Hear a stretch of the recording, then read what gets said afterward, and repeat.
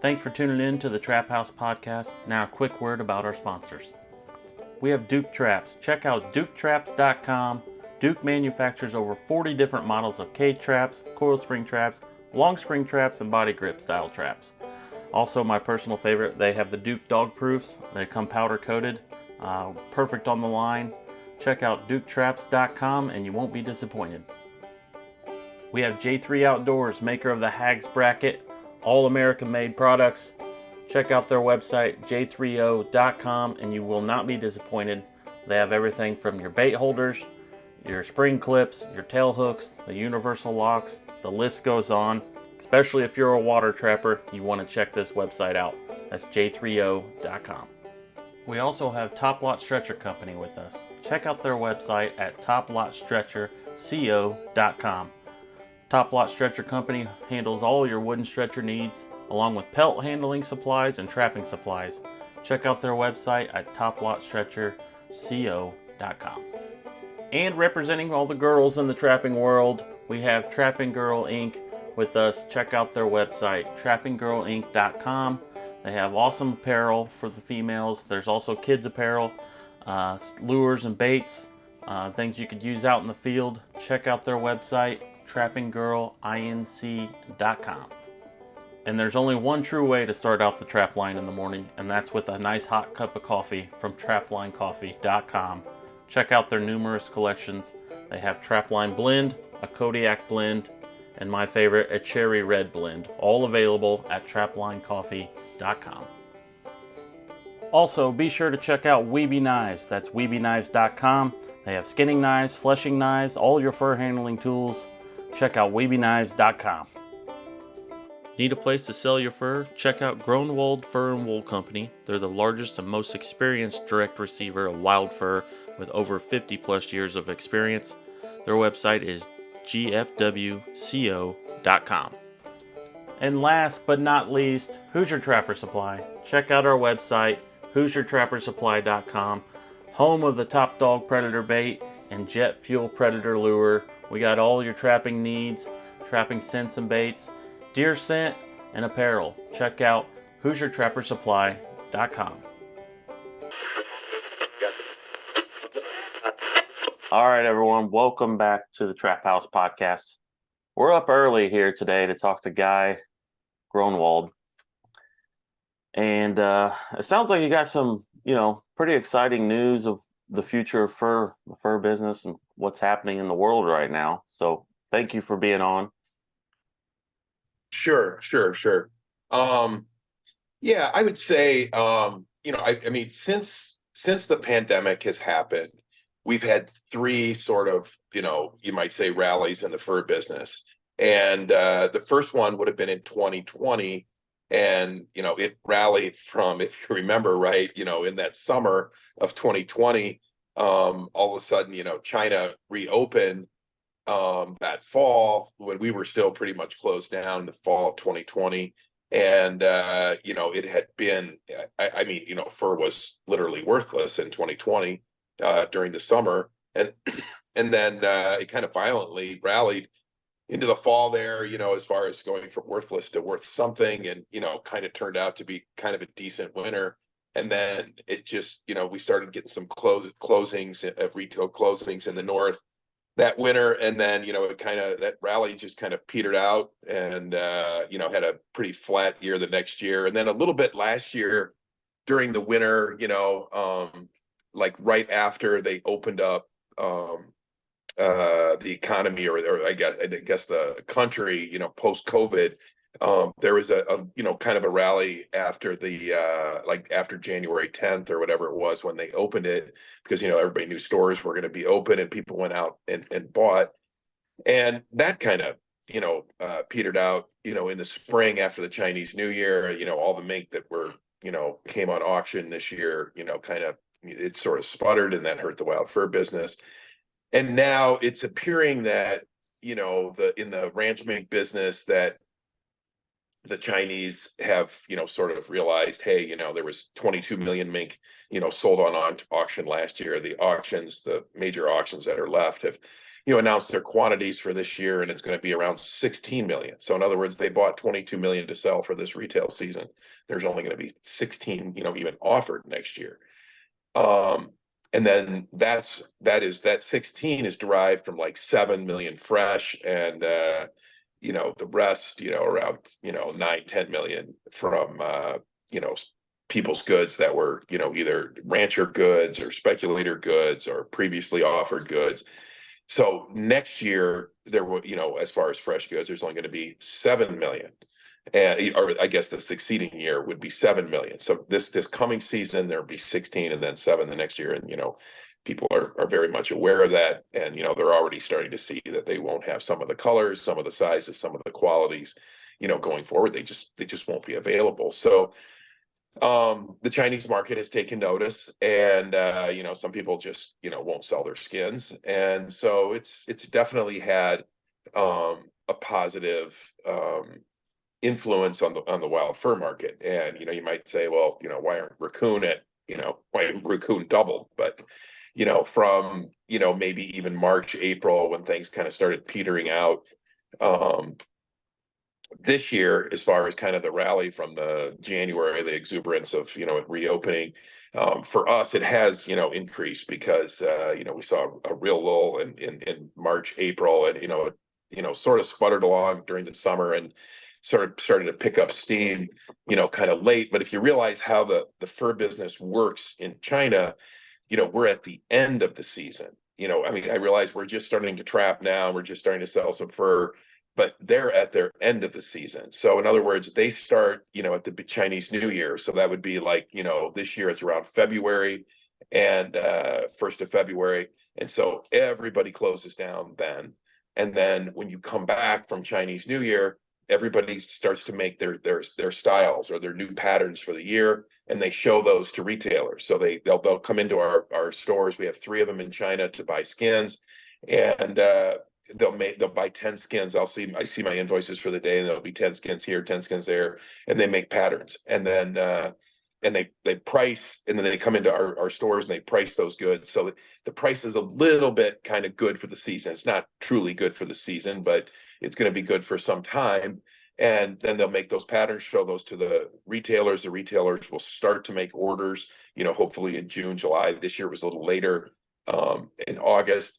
And then as they start to sell those first coats, they start to make reorders, and they want to be able to go back in and buy those skins, at the same price. If a manufacturer has priced those coats to a retailer, and then all of a sudden they come back in and the price is higher, what can happen is the retailer, may become, he won't use those skins anymore. Or what the wholesaler may do, if he finds that the skin price has gone up too much, is he just won't take the order. In other words, he'll honor the price, but he'll just say, well, yeah, we're out. So a lot of the price sort of change as far as the wholesalers and retailers go happens at the Chinese New Year. So if you're going to move price, it happens a little more frequently in that February, March time. So it's a little difficult to really move prices, even though they do move. They certainly can move at any time, and we see price movements, daily. But it's a little bit difficult. You can lose business if you move 2 prices, especially right now when they're coming in and making reorders. So, but we definitely see a higher turnover as far as our stores in China. We're definitely selling more goods, and in all skins, not just Raccoon. We've sold some muskrats, we've sold kind of right down the road, kind of everything. So Guy, you had addressed how pricing is established on one of your other videos. Can you elaborate on that a little bit more? I know you kind of did already, but what specifically sets pricing, and where do you guys know how to buy where we're at right now? Well, I mean, like just before this call, I was on the phone with my guy that runs, all my stores in China. And, Bryce or I, talk to, our customers in China, not just every day, but, several times a day. And, okay, I said, and having said that, a lot of the price kind of change happens more in the, in the spring of the year. I mean, the price can, the mink price, for instance, the ranch mink price has changed sort of, violently in the last 2 months. That's certainly not spring. So in other words, the price that wholesalers, people that dress skins, they buy them at auction, the mink, they buy them at auction and bring them into stores and sell them. The price has gone up considerably. And for a mink rancher, maybe it's not enough. We're still, even with a price increase of, in some of the skins, maybe 20% over the last 2 months since the September auctions, is still a ranch mink that's not profitable for a mink rancher. So, we won't see, lots of we won't see probably any increase in ranch mink production as a result of that. But so what happens is the guy that bought the skins, or me that has, dress skins over there, I have guys over there, and they start to see, demand increasing. And, they start to see, hey, we can't even get skins fast enough from the dressers in Cambodia or Thailand.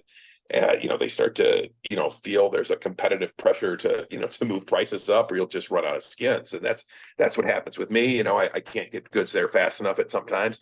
And other times, like over the summer, we had kind of big quantities, and you want to start, you say, hey, generate some sales, let's push something, because, and I will, because, I want to have price discovery.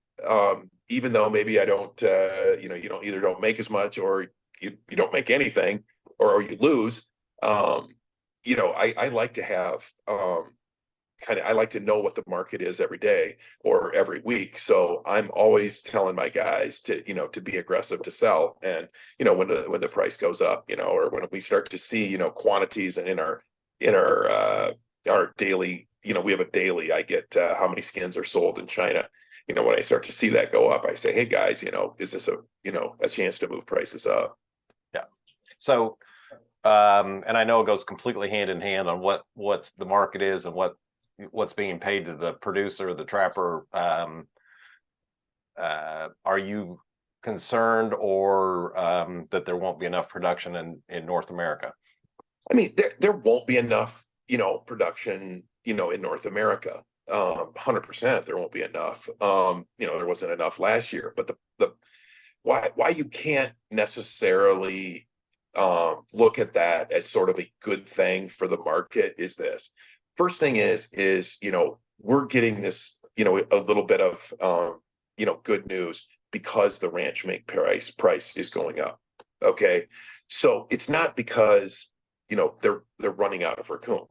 Okay, it's because the ranch mink is going up. I mean, if the 10 coon that you catch every year, Charlie, were the only coon caught in the United States, and the ranch mink price was plummeting, it wouldn't mean that the price of raccoon was going to go up. Right. They would just use ranch mink. Or if, especially like in a heavier section, if the blue fox market was plummeting, you couldn't raise the price of heavier, northern Iowa, Minnesota, Wisconsin coon. You couldn't raise the price if the price of blue, they would just use that skin, or they would just use silver fox.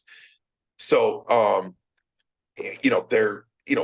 we wish we were, we wish there was a lot more production. And we try to pay as aggressively as we can for the market, because it's so important for us to have some quantities and to keep trappers out there.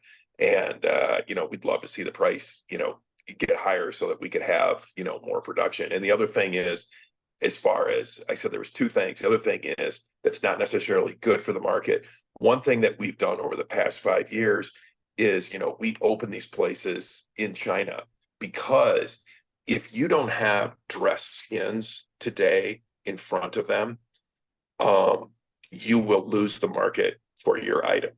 Okay, because almost all of the business is done today on ranch mink, those skins are bought by a dealer. They are dressed in Cambodia or Thailand. They're not dressed in China anymore. So it's not like some manufacturer has the ease of calling up a broker and in buying, maybe he only needs 8,000 skins for the year. He's a smaller manufacturer of ranch mink, and he buys the skins. They come in a shipment that's maybe with a whole bunch of other people's. He dresses them at the local place in China, and he literally goes there and sees the dresser, and then picks them up down the street, because there was dressers everywhere in China. Those most of that is being done by dealers. Okay. And then they have dress skins, and the manufacturers have the ability to just come in and purchase those skins. And we were lucky in that we had done this kind of before COVID, but once COVID hit and you couldn't dress skins in China, it was so important that we kept Raccoon dressed in front of the consumer and other wild fur products, red fox, otherwise, or not, I shouldn't say the consumer, in front of the manufacturer, because they just have, post COVID, the manufacturers they are not interested in calling up somebody, outside of Chicago and purchasing skins, and then, sending them to Cambodia and then having them re-imported into China. It's just not something that's, the Raccoon without operations like this, would just die as an item. And so we have to have a critical mass of quantity that we can, send a container over to keep costs low. Otherwise, the cost will just be eaten up, and the price will be eaten up by the cost. So yeah, there won't be enough quantity. There's going to be a little more quantity than last year. I can see that already on the routes that I've run, but overall, we'd like a lot more to be produced. Okay. So ultimately, with the mink production going down, and I'm assuming we'll probably be to the point where it'll probably, assuming I guess if they've held on this long, they're probably maybe in it for the long haul. I don't know. The ranchers. Yeah, in the long run, we're all dead. But I just talked to a rancher this week, and I said, yeah, the market is getting a little bit better, and he's a real, financially, stable guy. He's got an outside business. And I said, hey, in 5 years, I said, let's be honest. I said, you would quit too, right? At these prices. And he's like, well, yeah, sure. He's like, no way would I hold on another 5 years with, doing this, for a $10 loss. Okay, go ahead. I'm sorry. So, well, I guess my point my question is, do you ultimately see the lack of ranch mink available internationally as hurting the wild fur market? You know what I mean? Yeah, I know what you mean. I don't know. There's so many variables that, will the price of ranch mink get strong enough that, it becomes a bit of a luxury item in China again, instead of an item for the masses. That would certainly be a positive for fur in general, or will it, get less enough that, you lose some infrastructure, and there's just not as many people using it. That's obviously a negative. It's really hard to tell, how it all plays out. Do we go up, $10 on the price of a ranch mink, and we can't move the price of garments any higher, and they just kind of stay there at a level where, a few European big ranchers can make money and the Americans can't, and we raise 5 million mink internationally, and we get a little rise in fur prices for wild fur, and that's it? Or do we go $25 higher in mink, and it gets really fun in the wild fur? I don't know. We don't know where it's come up some. We knew it was going to come up some. We kind of thought it was going to happen last winter, and it didn't. We'd like it to come up, quite a bit more, to really, Right. To make it fun. I don't know, for real increases in production, you need, in the north, you need at least $10 for a green coon, or at least very close to that, where it's cold. I'm in Wisconsin today, and it's cold here. To go out and catch coon in this kind of weather, people need, to be rewarded for it. Right. So I don't know, where it'll go. I guess the point of it is what, or the answer to it is, I should say, is what does a Chinese consumer really want to buy, a coat for? How badly do they want to buy it? They won't have to sell as many coats over there because there won't be as many mink, so they certainly can raise the price some. But can they double the price of the coat? I don't know. I certainly hope so. Right. Right. They work on relatively small margins in China, correct? Yeah, and that's both good and bad for us, because the good part is, they don't take much out of the final product. I mean, really the whole fur chain doesn't take much out of the out of the final product. Everybody works on really small margins, by industry standards. But so that's a good point. But the bad point is that if a raccoon goes up by $5, let's just say, and they're using 10 in a coat, and the price of the coat goes up by $50, it might be the price of the coat might have to go up by 50%, because there's no other costs involved in it. Right. There's very little manufacturing cost, there's very little retail cost. So the consumer sees all of that cost. Whereas if you had a big retail margin like you do, like in Europe, they have a much bigger retail margin, on furs. Well, you could, the retailer could just suck that up, or the wholesaler could just suck that up, and the consumer would never know a difference. Yeah. So I guess, Guy, we'll you want to switch gears and get more specific on running through what these guys are catching and what they should be catching, and do they, okay, and sure. I know the beaver market's really strong, and that's a North American product. It's not going. It's mostly North American and some European as well. They also use it for Hasidic hats. They use it for some European, high fashion hats, and then of course the North American Western market, which of those three, I would say that's kind of the strongest. Maybe some problems in Israel have hurt the Hasidic market just a little bit, but I would say beaver is still very strong. I think the question is what is going to be produced this year. I so far out buying, it certainly looks like beaver production is going to double, but mostly the guys that I've dealt with in the fall beaver, are, they're smaller trappers, they're not the big heavy hitters that, catch 500 in the spring. And so I don't know what those guys will do, but the guys that caught 4 or 5 last year are definitely trying to catch 10 or 12 this year, or, the guys that catch, 20 are trying to catch 40. So there'll definitely be a bigger production, but the shelves are empty on that item. It's not like even last year, we came in with quantities, and there was some quantities laying around. So even though there was less production last year, there still was more goods available. As the price went up, there became a lot more goods available, stuff that was laying around. So this year, none of that stuff is laying around. So I think the market is healthy enough. It can take, unless unless production maybe triples or something, and we see just some huge production increase. But I don't really see that. So, but the beaver, it won't even matter really until February. Just so much of the production today in the lower 48 is spring beaver. So it's really it doesn't even really bear talking about as far as production numbers until we start to see what they're going to do this spring. Right. And then otter and muskrat. Otter, I was a little bit concerned about otter because I knew, especially in the South, we'd have quite an increase in production. But you know what?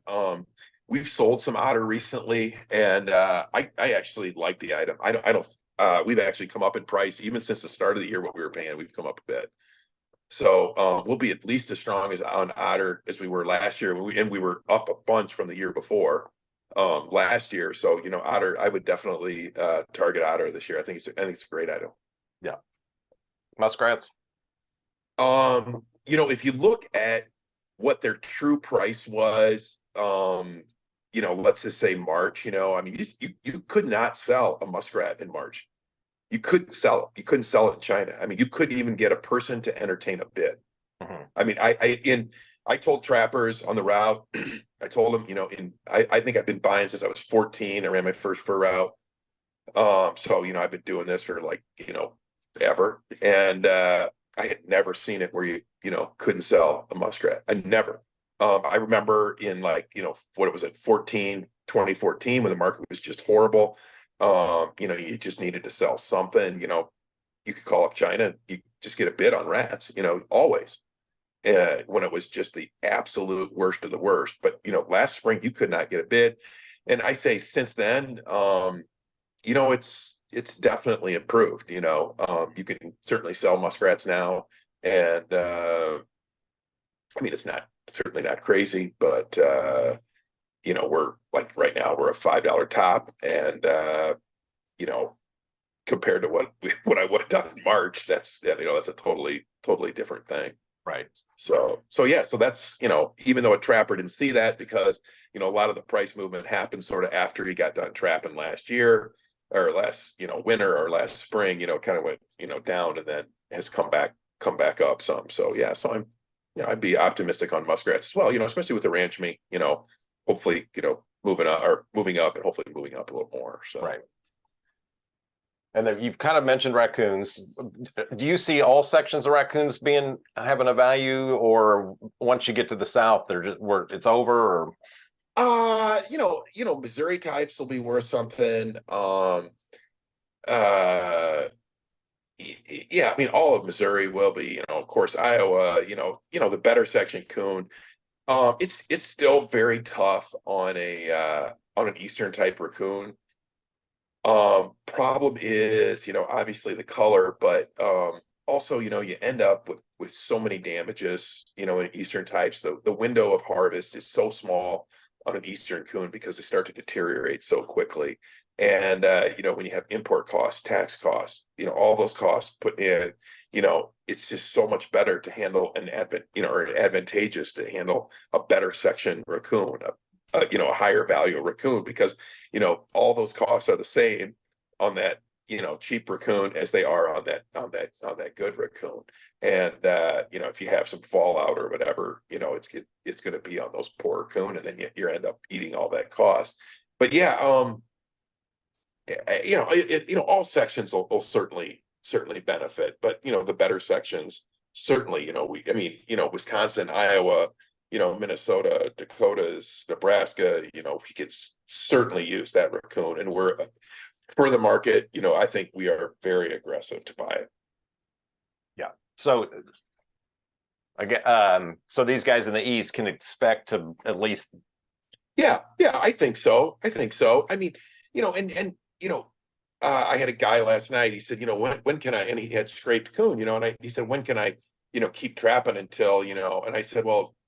You know better than I do. When your coon start to deteriorate here, and when they've been scraping his coon for 30 years, he knows better than I do. The trappers know. They know when their coon starts to turn. If you're in Indiana, which is where you're from, you've got really like 10 days where you need to harvest your coon, and that 10 days is rapidly evaporating here. I think we're probably right in the center of it. As soon as a raccoon turns white in Indiana, you got to kill it, and you've got about 10 days before you start to see some deterioration. Where if you're in Nebraska, you've got 2 months before it starts to deteriorate. Yeah.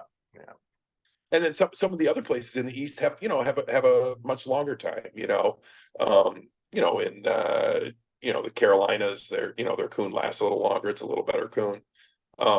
In New York and Pennsylvania, I don't buy there really. So we do, Gary buys there, so I don't quite know some of the windows, but different areas have different windows as far as how long they can harvest a raccoon.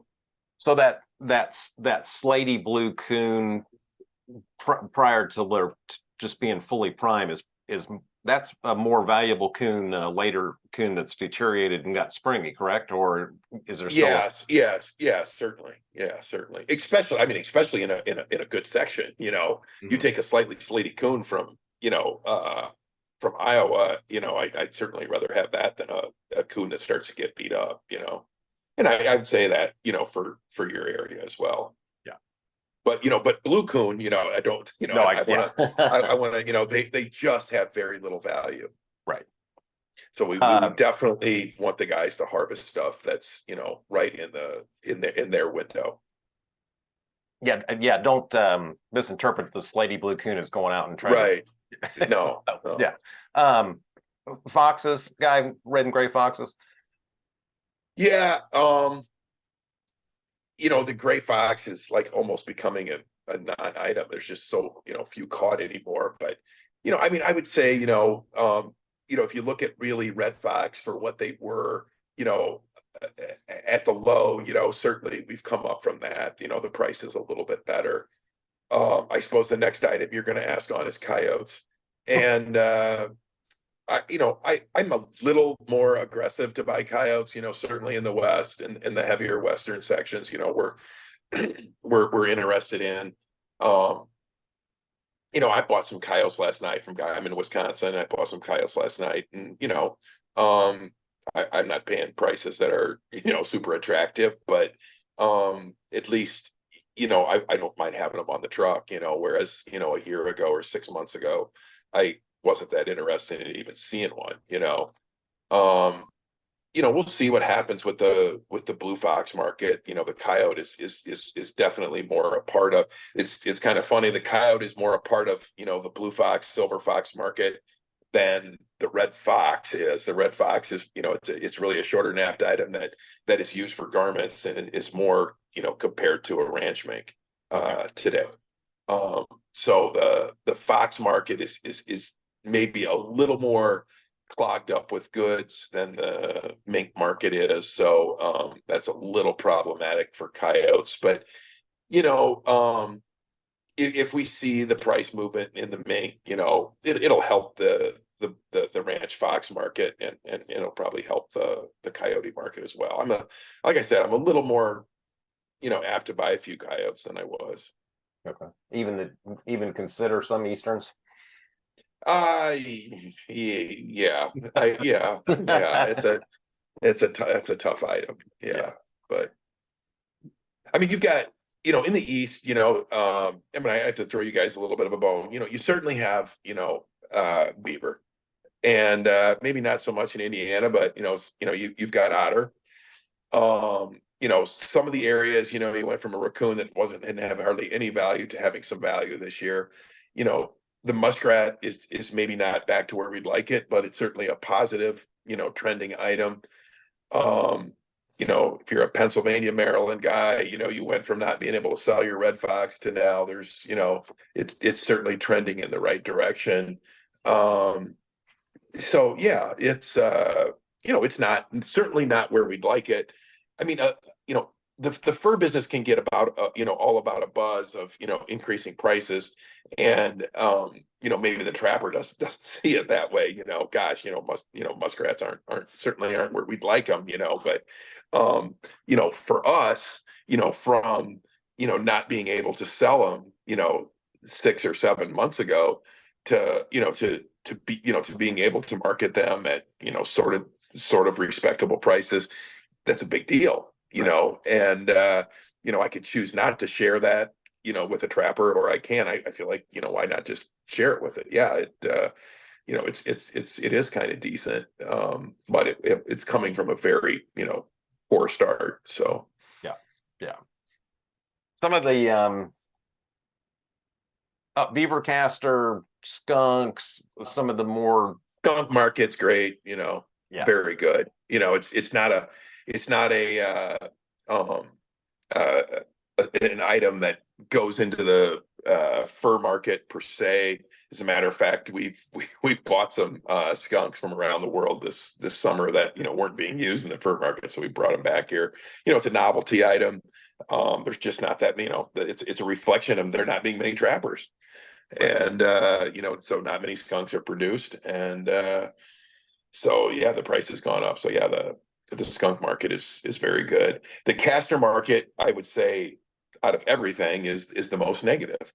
And that's because, the caster market is sort of a, kind of a fixed amount that they need. Obviously, a couple years ago, they didn't get enough because the beaver price was so cheap. And, with a doubling of the price of beaver, and, or a doubling, I'm not doubling of price, maybe a tripling of the price of Beaver, but a doubling of the production or whatever is, it's just probably going to be a little more caster than what, the market needs. And, a little bit of excess supply in the caster market, is even worse than the fur business because, storage is, such an issue. If I buy a few too many raccoons this year, or if I buy, whatever, I just throw them in the freezer, it's not a big deal to me as long as I believe in the market. But, with caster, you're going to lose some weight. You're going to definitely lose some quality quality and quantity just sitting in the freezer. They're not going to be as nice in the next year. And if you keep them 2 years, it's just going to deteriorate that much further. And that's definitely not a great item. Yeah.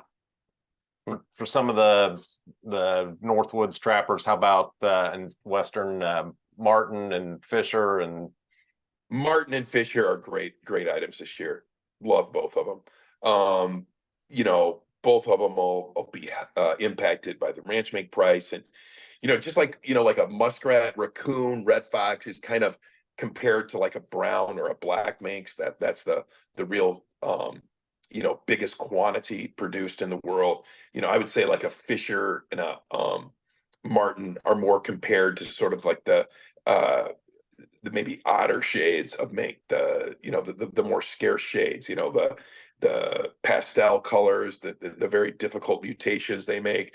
And those mink, because Copenhagen is going out of business, are which is where most of them were produced, is really becoming a scarce item. So when somebody wants something that's a little bit different, if they look to a Sable, a Marten, or a Fisher, those items will be very strong this year. Yeah, I guguess, and another really bright note, or I believe is it seems to be, the Bobcat market seems to be pretty good as well. Yeah, the Bobcat market was really good last year. I would suggest that it'll be similar this year, and that is not a Chinese article really, especially on the better end.